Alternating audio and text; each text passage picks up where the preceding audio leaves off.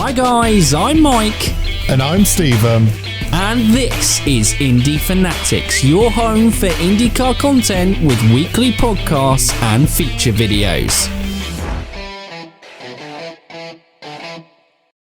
Welcome back to the channel and to another feature video. Last time out we ran you through the 35 entries for this year's Indy 500, so if you haven't already, check that one out. Don't forget, if there's a driver, team or topic you'd like us to look at in the future, comment below. In today's video though, we will look back at the life of one of the legends of the Indy 500, Bobby Unser, who sadly passed away at the beginning of this month. What is left behind is a legacy that has left a lasting impact on American open wheel racing and the Indianapolis Motor Speedway. So here's a look at his life, and we hope you enjoy the ride. On February 20th, 1934, Robert William Unser was born, and he was the third of what would be four brothers to his mother Mary and father Jerry Unser. Bobby's grandfather Louis was an immigrant from Switzerland, and they settled in Colorado Springs near the mountain Pikes Peak. Previously, the mountain was thought unscalable, but Louis Unser's boys Jerry, Joe and Louis Jr. took a motorcycle up there. The police were impressed that they even hired the three boys to teach the force how to ride motorcycles. But in 1916, after a road was built to the peak, the 12-mile race to the clouds was staged by Spencer Penrose, and the boys would be regular competitors. Racing became a family tradition, and Jerry, the only one of Louis' children to have kids of his own, instilled it in them. And Pikes Peak and the Unser name would become forever linked. But back to Bobby. At the age of 1, his family actually moved away from Colorado Springs and to Albuquerque, New Mexico. This, like we mentioned, had not stopped his desire to race, and was racing super-modified stock cars at the age of 15 in 1949. The following year, he won his first series, winning the Southwest Championship. His focus then switched to the legendary Pikes Peak. His father had never won the oval race, focusing on the car mechanic side of things, but his uncle Louis was a legend of the hill climb. He'd won 7 overall victories, and to this day is number 2 on the all-time list. Number 1, however, would be occupied by Bobby, with 10 overall victories, including 7 between 1956 and 1963, with 6 of them consecutive, with only Bob Finney in 1957 stopping him from winning every hill climb in this time. A further 2 came in 1966 and 1968 as part of the USAC National Championship. There would be a long break from success on the mountain, but he would finally beat his uncle's record of 9 overall wins in 1986 in an Audi Quattro. 30 years on from his first victory, setting a new hill climb record as well. Bobby truly was king of America's mountain. The success and stature the Unser family had gained from their victories at Pikes Peak had enabled Jerry's boys a chance to compete in American open wheel racing and be part of the Indianapolis 500. 3 of them took this path, as fourth brother Louis and Jerry Jr.'s twin brother suffered from multiple sclerosis and had to give up racing fairly early. Jerry Jr. was the first of his brothers to take the opportunity. The 1957 USAC stock car champion only start at the Speedway came in 1958 and was involved in a 13-car pileup on the first lap and flew over the wall at turn 3. Miraculously, he was unharmed. The following year, he was not so lucky, and in a crash during qualifying for the race, he sustained injuries that took him to hospital that would turn out to be fatal, and he succumbed to them 2 weeks later.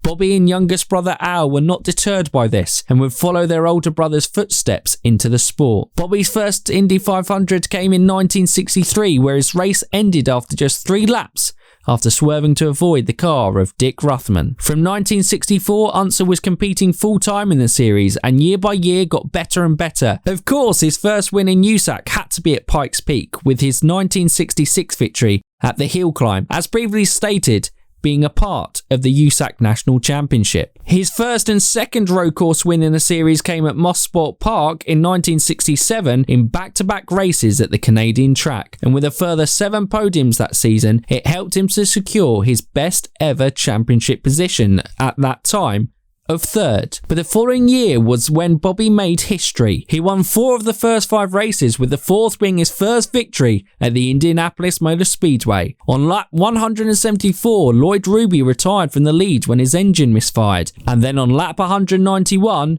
Joe Leonard suffered a flameout that enabled Bobby to inherit the lead and have his face sculpted onto the Borg Warner Trophy for the first time. His car was also the first turbocharged car to ever win the 500, and the race was also turned into a movie called Winning, which Bobby had a cameo in. He would have one more win that season at Pikes Peak, and it was enough for the King of the Mountain to claim his first USAC National Championship. The following 2 years, he only had 2 victories, one in each year at Langhorne Speedway, helping him to achieve third in 1969 and second in 1970, where his younger brother Al would win both the National Championship and that year's 500. Although he would secure more wins in this time between 1971 and 1973, Bobby would only have a highest finish of 6th in the championship and 12th at Indy. Most notably, in 1972, however, Bobby and Dan Gurney were pushing the boundaries of what was possible in a race car and achieved pole position at that year's Indy 500. What was most impressive about this pole position was that he had increased the pole time set the previous year by 17.244 miles per hour, which still to this day is the biggest increase in the pole speed between years in the history of the speedway, and is likely a record he will always hold. Part of what helped Bobby achieve this speed was the Gurney flap that was invented by Dan and developed by Bobby.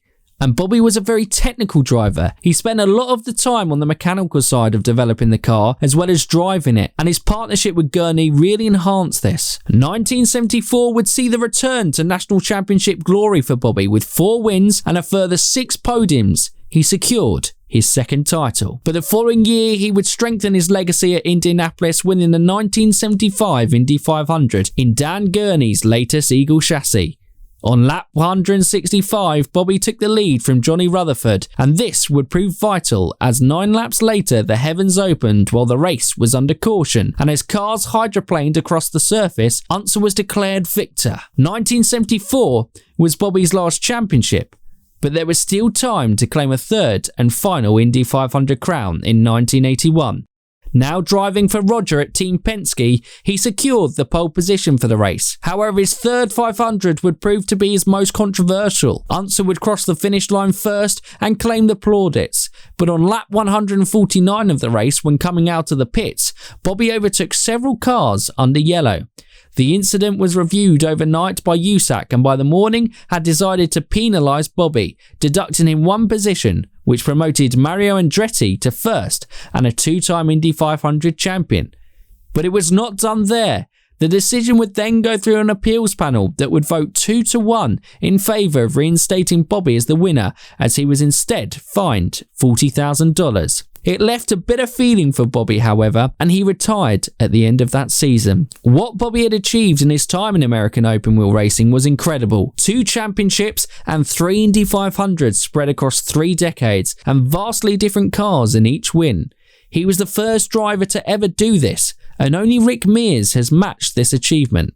How impressive this was cannot be understated. Though as we found out, it wasn't a retirement from racing, as he would go on to get that 10th overall victory in 1986 at Pikes Peak. And though he was done with American open wheel racing on track, off it, he would become a broadcaster for ABC, NBC and ESPN, and also worked as an analyst for the IMS radio network from 1986. In 1989 and 1990, the team of Unser, Page and Posey were awarded the Sports Emmy Award for Outstanding Live Sports Special. His energetic and warm personality always made him engaging to watch and listen to, and his verbal duels with Posey became renowned and entertaining for listeners and viewers alike. He was on air for 11 consecutive Indy 500s, with his last coming in 1997. After his nephew Al Unser Jr.'s rookie Indy 500 in 1983, he acquired the affectionate nickname of Uncle Bobby, and this wasn't the only family moment he would get to appreciate in his retirement. In 1987, he got to call his brother's 4th and record-equaling Indy 500 win, and in the post-race interview got to congratulate Al on air and say how proud the family was of him. In 1990, Bobby's fantastic racing career was acknowledged by being inducted into the Indianapolis Motor Speedway Hall of Fame and the International Motorsports Hall of Fame. Bobby was married to Lisa Unser and had 4 children, 2 daughters, Cindy and Jerry, and 2 sons, Bobby Jr. and Robbie, the latter carried on the family tradition by racing for a short time in the IRL, achieving a best finish of 5th at Indianapolis in 1998 as a rookie. Bobby was born to race, and his achievements will go down in history. He conquered Pikes Peak and the Brickyard and played his part in making the Unser name one of America's greatest ever racing families. A lot of people will certainly be thinking of him at this year's 500, and let's hope it's a hell of a show for him, as he now will always watch down from the top of the mountain. Rest in peace, Uncle Bobby, a true legend in every sense of the word.